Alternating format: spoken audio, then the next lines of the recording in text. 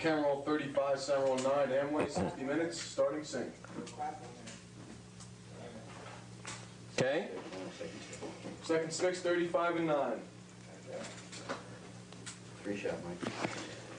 All right, but to go back to him, because I'm going to be saying, you know, all that stuff about but not a damn word, but not a word about a product. How come?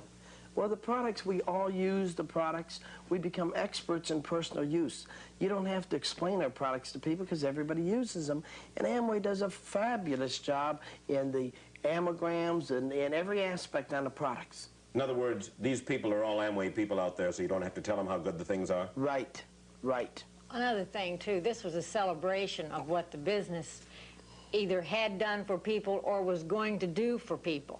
And it was just kind of a celebration weekend, and they just came to learn some techniques, a few little things, and get their dream back, because maybe the last 3 or 4 months some people had tried to steal it. And it's kind of a thing where they just come together to renew their dreams. And what do you mean, such. In the past few months, perhaps somebody had tried to steal their dream, Birdie?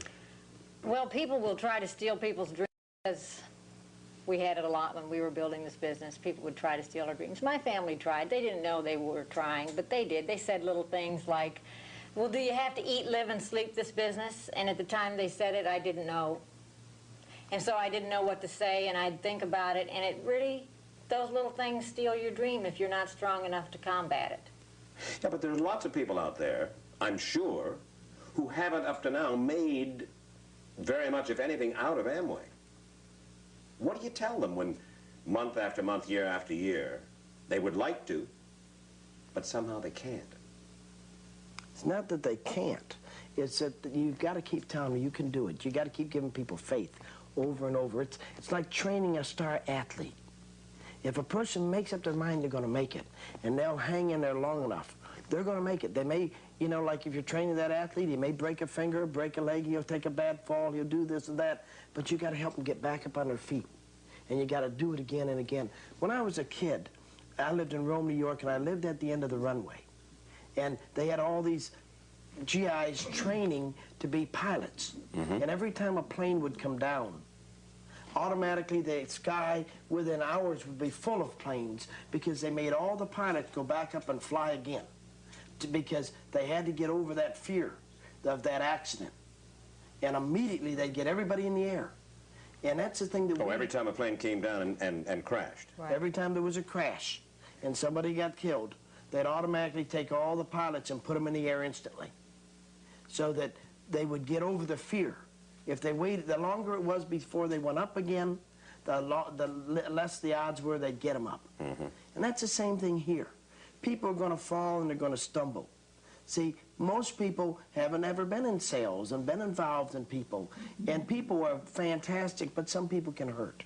Some people can come and steal your dreams, like Birdie says. And I wrote a book, Don't Let Anybody Steal Your Dreams, simply due to the fact that's the one challenge most people have to conquer. When we came south, when we decided to move south, people started telling us it's full of cockroaches, you won't like it, the sun, this. We love it.